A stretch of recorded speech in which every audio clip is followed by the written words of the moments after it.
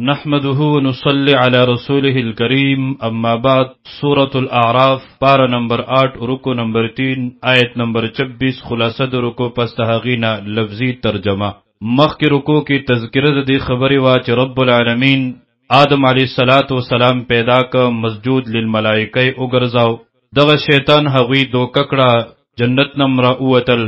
د جنت لباس نهم محروم کړي شو دی رکو کې د رب العالمین خپل بندگانو ته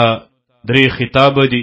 اول په باره د کپړو او د لباس او د جامو کې پټول د عورت د بدن او د جسم د فرض دي او د رب العالمین حکم دی. بے لباس کېدل دا د فطرت خلاف دی او عیب دی. رب العالمین دا لباس دی د پاره پیدا کړی دی چې تاسو په دې سره ځان پټ کړئ زکه بی لباس کس اغا قابل اعتماد او قابل بروسان نه دی. دغه لباس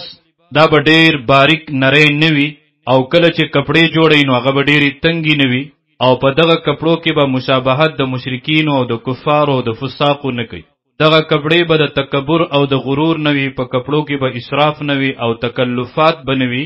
دغه کپڑے رب العالمین د انسان د پر زینت ګرځولې دی. په دغه کپړو کې رب العالمین انسان ته یو حسن او ښکلا ورکړی ده. دومره کپړه دا فرض ده چې په هغې سره خپل عورت پټ کی او بیا د پوره جسم پټول دا سنت دی او نوی کپړې په بعضو ځایونو کې په بعضو موقعو کې اچول دا مستحب دی. د مشرکینو ناکاره صفات بیان دي چې دا بې حیاو دوی به په بربنډه باندې طوافونه کول. رب العالمین د بې حیایۍ نه منع کوي، حکم کوي په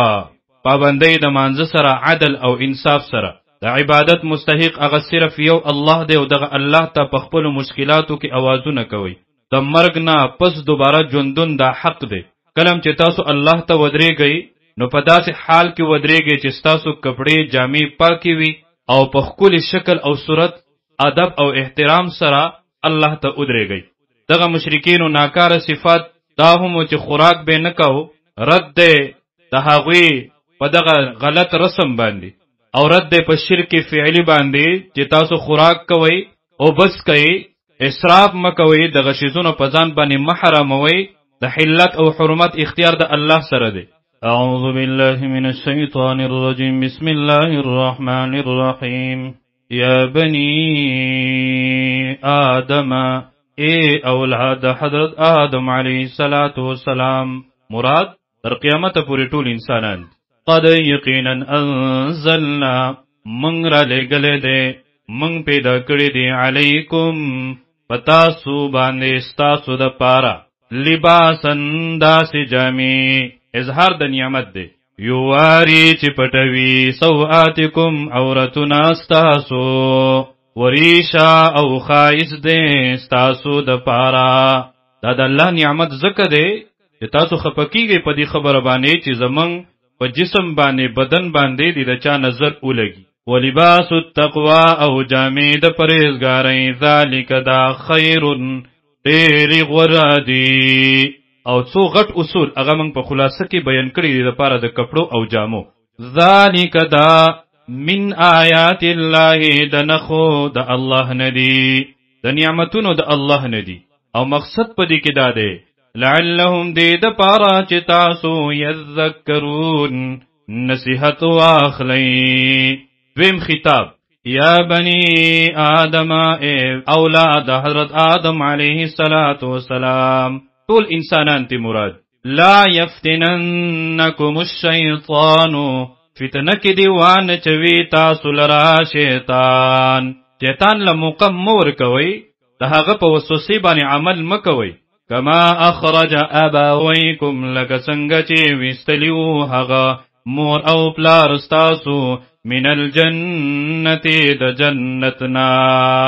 داسې نه چې تاسو دوکه کړي لکه څنګه چې ستاسو مور او پلار د جنت نه راویستلیو. او دویم ینزع عنهما په دې حال کې چې ویستلی وي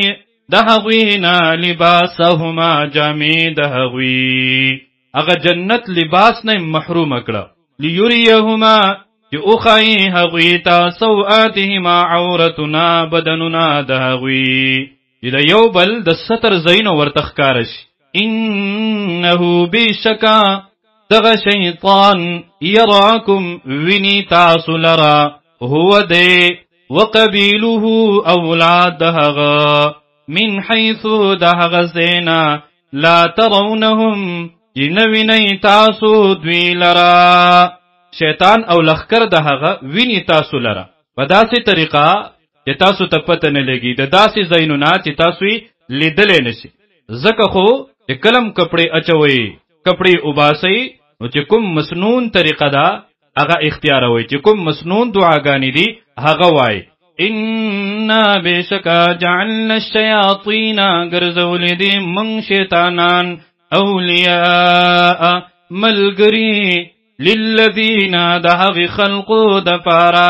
لا یؤمنون چې ایمان نه راوړي د بې ایمانه ملګري هغه شیطانان دي وَإِذَا او کله چې فعلوا وکړي دوی فاحشة د بې حیایۍ کار د بدکارۍ کار مراد دلته د دینه په بربنډه باندې طواف کول دي قالو نو وایي دوی وجدنا موندلې دي موږ علیها په دې طریقې باندې آباءنا لار نیکه خپل مشران خپل د مشرانو طریقه موږ نه پرېږدو او دویم ده والله امرنا الله حکم کړی دی موږ ته بها په دې باندې دروغ وایي په الله باندې قل ورته وایي ای حبیب صلی الله علیه وسلم ان الله یقینا الله لا یأمر حکم نکوي بالفحشاء د بې حیایۍ او تواب په بربنډه کول دا خو بې حیایي ده اتقولون آیا وایي تاسو علی الله په الله باندې ما هغه څه لا تعلمون چې تاسو پرې نه پوهیږئ قل ورته وایي ای پیغمبر صلی الله علیه وسلم امر حکم کړی دی ربي رب زما بالقسط په انصاف سره د رب اولنی حکم دادی دویم حکم واقیمو وجوهکم او برابر کړی تاسو مخونه خپل عند کل مسجد په وخت د هر منځ کې بیت الله شریف ته او دریم حکم ودعوه او رابلی هغه لرا الله لرا مخلصین په داسې حال کې چې خالص کوونکي تاسو له الدین هغه ته بلنا دغه یو الله د عبادت مستحق دی هغه ته اواز کوئ د هغه نه غواړئ او څلورم حکم کما بدأکم لکه څنګه چې هغه اول پیدا کړی تاسو خالق ستاسو الله دی څنګه چې بغیر د کپړو نه او ناسنت وی تعودون دغسی واپس برازی تاسو دوباره برا پیدا کړی تاسو باس بعد الموت عقیده بلری او څنګه چې په دنیا کې دوه ډلې دي هدایت والا او گمراهی والا د قیامت په ورځ به هم دغه شانتي دوه ډلې وي فریقا یوی ډلې ته هدا هدایت کړی دی الله وفریقا او بل ډله حقا ثابت شوی ده علیهم الضلاله پاغوی باندې گمراهی او دا هغه کسانو انهم اتخذوا الشیاطین بشکا دوی جوړ کړی دي شیطانانو لرا اولیاء دوستان من دون الله سوا د الله نه ويحسبون گمان کوي دوی انهم